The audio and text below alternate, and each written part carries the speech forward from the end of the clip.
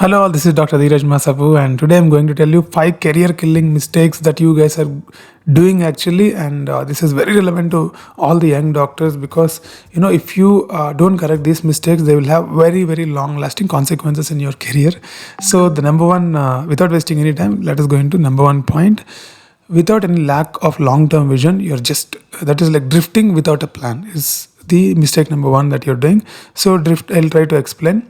So most of you are actually sleepwalking in your careers, according to me.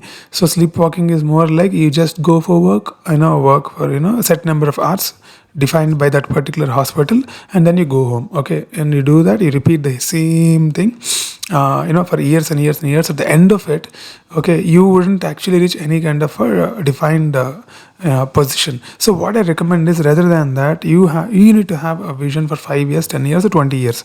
Okay, so I'm not telling you to have a very clear cut vision, but at least a vague vision of this is what I want to become, and that should excite you. For example, you want to become famous or a tech teacher, and you want to set up your tech platform, or you want to innovate some product and make a patent and become a top researcher, and try to plan within the career, not totally deviating into some other business which is apart from your career.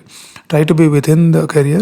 So have a defined end goals like that and reverse engineer, and then you make, this year this is what I have to do, to which if I do this, it is aligning with my goal of becoming like that. Okay, like that, if you do, what happens is, then you wouldn't actually waste the time and you wouldn't sleepwalk in your career. I'll tell you one more thing. For example, you want to become a famous tech teacher in future and make a lot of money. Then what you have to do is you have to start making your own YouTube videos. Initially, nobody would call you, right? You have to make your own videos, and then once they gain some traction, then some tech platform would actually call you, invite you for the platform, and then what happens is you will slowly grow a period of 5 years, 6 years down the line. So all these things you have to do along with your clinical work, so that what happens is you will also grow in your career, and also you'll build some other parallel thing which is of your interest. So this is the way you have to drift in your career, and don't drift without a plan. This is what is the number one mistake every doctor does, and at the end of 10-15 years they will tell, "Arey yaar, it is boring, I've not done anything," and all that. I've seen many doctors doing that. So why not realize early and start doing something with a structured plan? Okay, number two is choosing a wrong specialty. So I will try to give an example. So many people are actually choosing specialties based on their financial goals, and also the societal expectations or the prestige that they want in the society. That's totally a wrong concept, because you will become a misfit in your career if you do like that. And I have seen many people who decided to become neurosurgeons purely based on the reputation of neurosurgery and the earning potential. But once they start the residency, once they actually do it, they can't take this overwhelming pressure, these long working hours, and 14 hours, 16 hour surgeries, and the nature of the work they wouldn't understand, they wouldn't tolerate, and they will just get burnt out and they'll leave it. Rather than that, for that particular person, maybe the solution is that you have to understand what your strength and weakness is, and what is your goal in the life, what kind of work-life balance you're looking at in the future, and the income potential you're looking at, and all these things you have to factor and then take a call. For example, maybe for that guy, family medicine would have been a more cooler option, or pathology would have been a more cooler option. So you have to understand you first, and then you actually do shadowing or do observership with some people. Before taking anesthesia, you come to me, stay with me for a week, and then I'll allow you inside. You see what anesthesia is, and then take a call. Like that, you have to shadow the experts in that area for some time before taking a call. So that is another major mistake people are doing. And number three is working hard and not working efficiently. This I'm seeing in many people. So what they claim is, many people are some people totally cannot work hard. That's a different category. But some people are working hard. I'm looking at that, but they're not getting the result because they're not working efficiently. So it's not about 70, 80, 90 hours working. It's crazy, and you'll not have any kind of a personal life if you do like that. Rather than that, what you need to do is you have to work efficiently in the time that you have. Don't waste any time sitting for long times in that coffee breaks and all that is total waste. Yeah, don't do all that.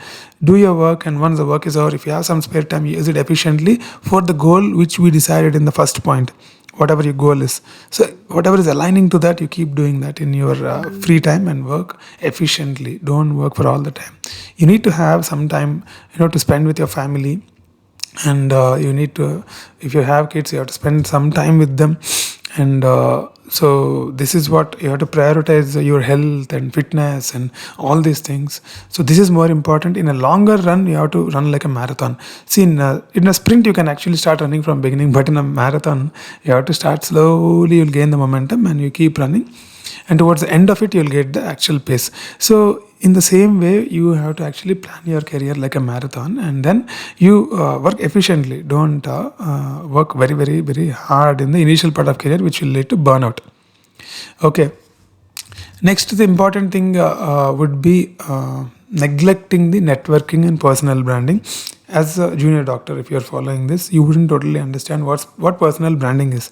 So, any specialty you are in future, how it is going to work is, people are not going to come for hospital. People are not going to come for your institution. They are only going to come for a personal brand by looking in Google. Okay, this is what is going to happen, or chat gpt or some medium of search would be there. It will be an AI based search for sure, but that will identify personal brands. You have to be a personal brand in that particular segment of what you're. If you're a surgeon, you have to be a minimal invasive surgeon, a robotic surgeon. If you're an anesthesiologist, you should be a neuroanesthesiologist or some regional anesthesia based. You have to be brand in that particular area. So that's what I always recommend, right? Try to niche to one area, and then you project that you are an expert in that. I want you to be the best in the world, or at least top 3 in the world or in India. So if you are a top 3 in that, to become that, you have to have research in that area. You should have good good clinical skills, a lot of presentations you have to do in that area. Only then you can actually become a top in that particular area. Once you become top, only then Google or whatever or ChatGPT would extract your data and give to patients when they're searching in future. So this is a very important thing that you need to build now, and factoring in 10-15 years down the line, it wouldn't be word of mouth, it will be all digital based, because the technology is changing. Okay, don't ignore this personal branding concept. So the last point is the financial mistakes.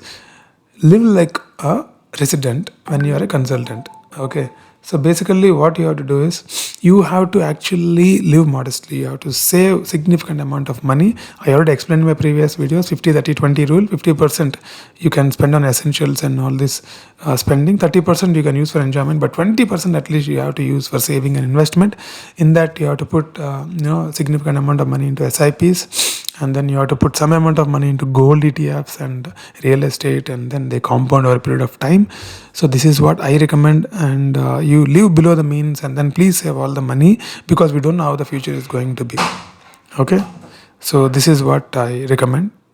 So to conclude, what I say is, so these are the career killing mistakes many people are doing, and if you want to have a sure shot path to success, and you avoid all these problems, and then you work efficiently and choose the right specialty and maintain a good work-life balance and build strong professional networks, you will grow and become a superb doctor in future.